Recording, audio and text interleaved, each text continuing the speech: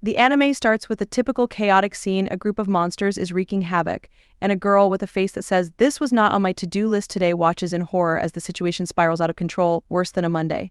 But surprise. A mysterious young man appears and saves her at the last moment, as if he were a superhero who arrived late to his own show. From there, we jump ahead in time. Yes, that classic trick, and we meet our protagonist, Lost, who is looking for adventure companions on the guild's bulletin board. Spoiler, he's not doing very well. Just then, Narcina, a martial artist with more energy than a child after eating sugar, shows up and asks if he wants to team up with her. This is when the whole guild is shocked, as if someone had ordered pizza with pineapple. Lost, trying not to seem like a complete disaster, mentions that he is a healer. Well, sort of. Suddenly, the guild receptionist, Amherst, comes running in as if Lost had just set off a fire alarm. She introduces herself and without any filter warns Narcina not to even think about teaming up with that guy, because Lost is basically the king of uselessness. Great, right? That's starting off on the wrong foot. Amherst tells her that Lost can only use a basic healing spell and that he is an orphan from the labyrinth. That sounds very dramatic, but seriously, it's sadder than epic. Additionally, he can't use area spells or high-level ones, so the whole package. To top it off, the receptionist spills the tea that Lost was part of a group called the Lightning Blades, but was kicked out for being as useful as a broken umbrella. Amherst, always so direct, tells Narcina that if she teams up with Lost, with her budget face, she's going to end up sleeping on the street. What a way to call her poor. Although Narcina, with all style, shows that she has enough money. Amherst, scared that someone will rob her in this city full of adventurers less holy than a two-tailed cat, suggests that she shouldn't flaunt her wealth like that. Narcina thanks her for the advice with a smile that says, "I don't care what you say." And Amherst, seeing that she's more of a novice than a character without a tutorial, proposes a beginner's group. Of course, there's a fee because nothing is free here. Narcina, very much in her style, replies, "No thanks, mommy," because she decided a long time ago to form a team with Lost. After that, Narcina meets up with Lost, and Amherst is left curious about her attitude. A little later, Lost is filling out the group form, and Narcina, almost as if she has won the lottery, feels excited because finally she has found the guy she was looking for. Of course, nervousness makes her take a little while to sign, but in the end she does, and Lost pays the fee, because obviously adventures aren't cheap. As they walk through the city, it's revealed that no one has completed the Mardat Labyrinth, which is more filled with unexplored areas than a video game in beta.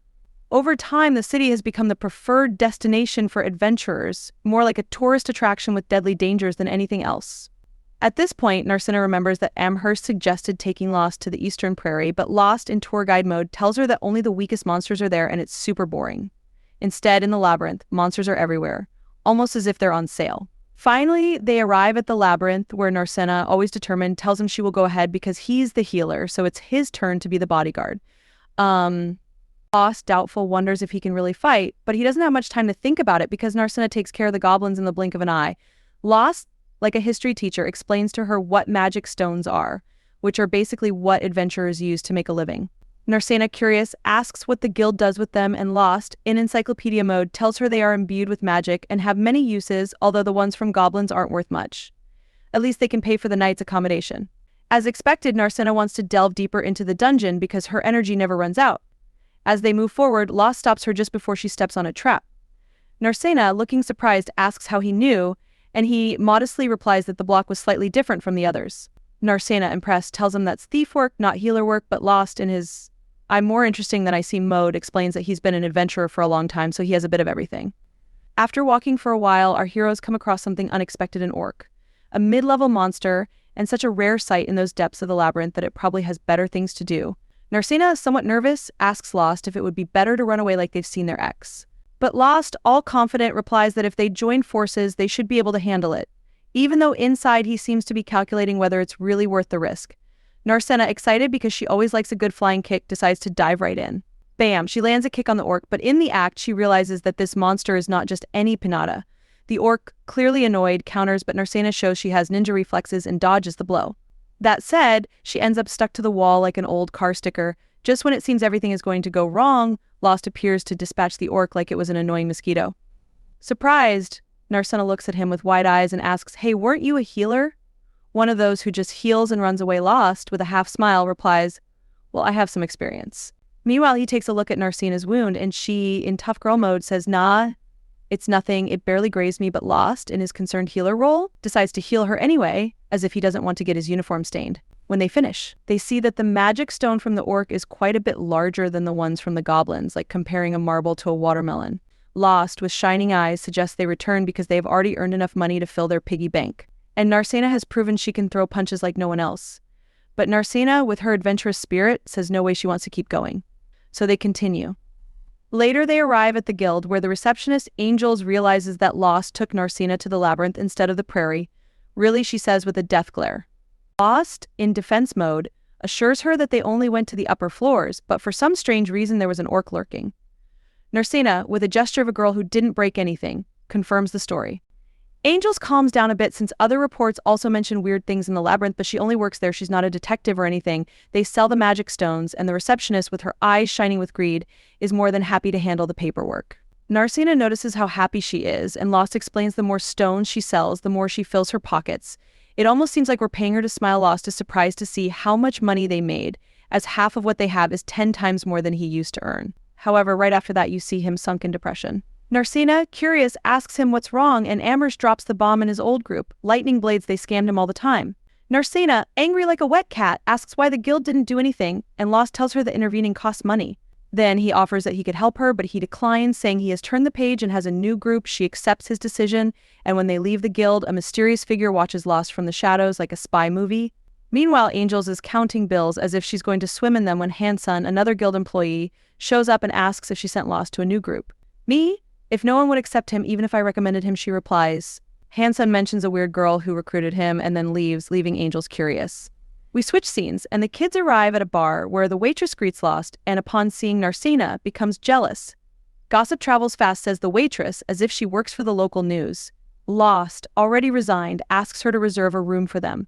The waitress's mother, who is much spicier, asks if they are going to share a room, and Narcena, tomato red, thinks that wouldn't be such a bad idea. But Lost, embarrassed, clarifies that he just wants separate rooms. Later, each in their own room, Narcena throws herself on the bed and remembers when Lost healed her. We discover that she is actually the same girl he saved years ago, and that since then she decided to become an adventurer to form a group with him.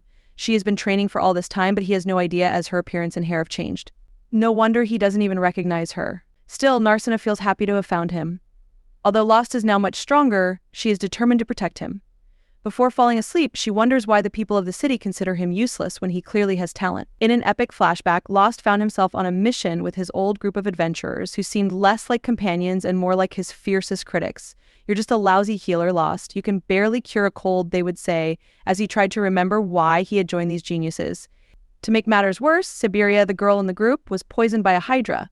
Of course, Lost had warned them to bring antidotes, but his teammates, in their infinite wisdom and stinginess, thought spending money on potions was something only the weak did. The result, one Hydra, one poisoned Siberia, and one Lost, wondering if all this was a nightmare. Meanwhile, Armia, the group's mage, turned out to be a dwarf with more fear than magic, and Margulis, the brave leader, opted for the classic every man for himself plan and fled. Armia, not wanting to fall behind in the cowardice competition, closely followed him, leaving Lost with the task of saving Siberia, while a giant Hydra watched them like they were an appetizer. Time passed, and for some reason, Margulis still remained the leader and expelled Lost from the group.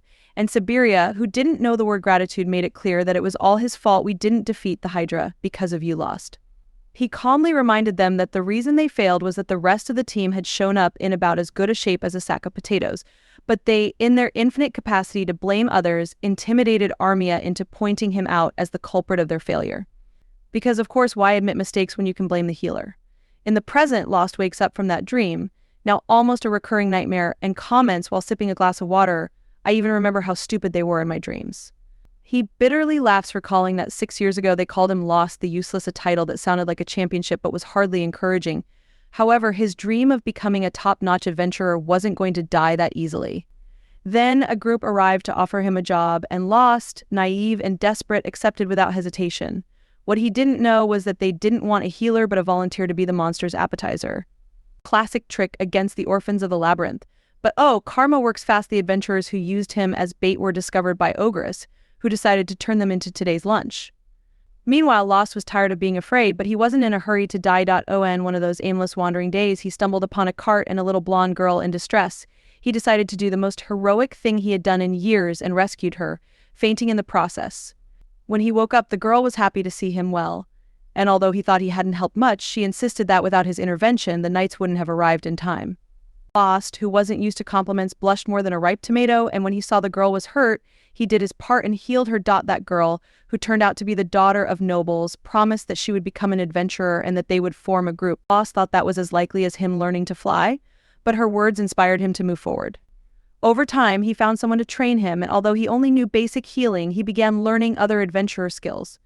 Eventually, he joined the Thunderblades, a name that sounded incredibly dangerous but made him feel like he was finally making progress. Ironically, in the present, Lost is in the same team as that girl, now a full-fledged adventurer. The next day, she invites him to breakfast, and after a good meal, they decide to venture into the labyrinth. On their way, they discover a teleportation circle, and Lost explains that not all labyrinths have one, and it would be great if they could use it to go to the city. Although, of course, that would also let the monsters and he jokes. Later, they encounter a specter, a lich, whom physical attacks don't affect. While Narcina wants to confront it with punches, Lost becomes bait again, as it seems that being the decoy is his destiny. In the end, they defeat the lich, although Lost ends up with burns on his arm.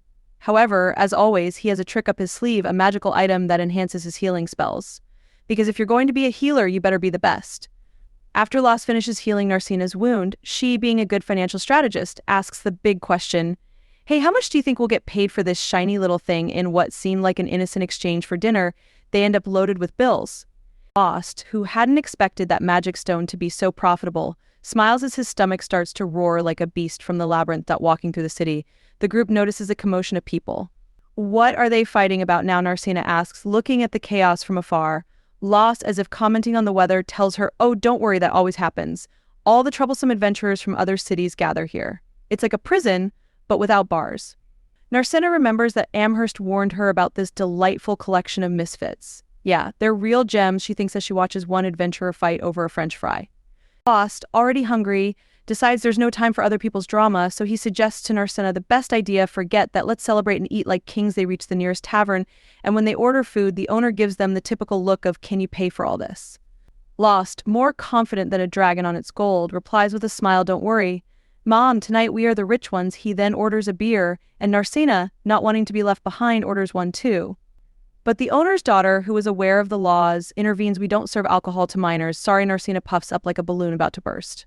Lost, laughing, reminds her that she's still too young to be getting drunk, and although Narcina huffed in annoyance, she ultimately accepted her fate of drinking sparkling water. Later, while strolling through the city, Narcina's gaze fixates on a mysterious tower rising on the horizon. "Hey, Lost, what's that thing? It looks like a building but has no windows, no doors. It doesn't even have decorations. And why are there several throughout the city?" Lost had also felt the same curiosity in the past and tells her that when he asked, even those who built them didn't know what they were. It's like one of those chains of secret agents, he explains. An agent represented another agent who worked for another agent, and so on, like a bureaucratic onion. In the end, no one knows who commissioned those towers. This is worse than Diddy's contracts. Narcina, with her sharp intelligence, deduces that whoever built them doesn't want to reveal their identity. Bravo, Sherlock Lost thinks with a smile. But as long as they don't cause problems, all is well. Though, while we're at it, wouldn't it have been better to spend the money on walling off the city? Come on. It would be like any other isekai Lost ads, laughing. Narcina then realizes something important. Wait, what if the city gets invaded? Without walls, we're toast. But Lost reassures her, reminding her that the city is full of adventurers, monsters, bandits, whatever. Here, everyone would get a welcome beating in seconds. Upon arriving at the inn, Narcina, hesitating, asks Lost to wait a moment. But after thinking it over, she regrets it and simply wishes him good night. As she throws herself onto her bed, she sighs in frustration. "I wanted to sleep with him, but how do I say that without sounding weird?" She thinks, tossing in the sheets. Lost, for his part, feels lucky to have Narcina as a companion, though he still wonders if he will ever run into that little girl who inspired him to keep going. Meanwhile, he thanks Narcina for being the reason he remains an adventurer. The next day, the action takes another turn. Margulis introduces the girls in the group to the new healer of the Thunderblades, Lyra. The girls aren't exactly thrilled, as if they received news as exciting as cold soup. However, Margulis assures them that with Lyra, they will finally be able to defeat the Hydra. Everything is going smoothly. Or is it? Elsewhere, the plot takes a darker turn. Hansun, the typical dark and mysterious character, informs a hooded man that the sleeping princess is in the city, and to make matters worse, she's on the same team as Lost. The man is surprised to discover that Lost, the useless, is still alive. There's no time left. Deal with him. By any means necessary, he orders coldly. Don't miss what's coming next. If you want more action, craziness, and mysteries, subscribe and hit that notification bell. The adventure continues, and you won't want to be left behind.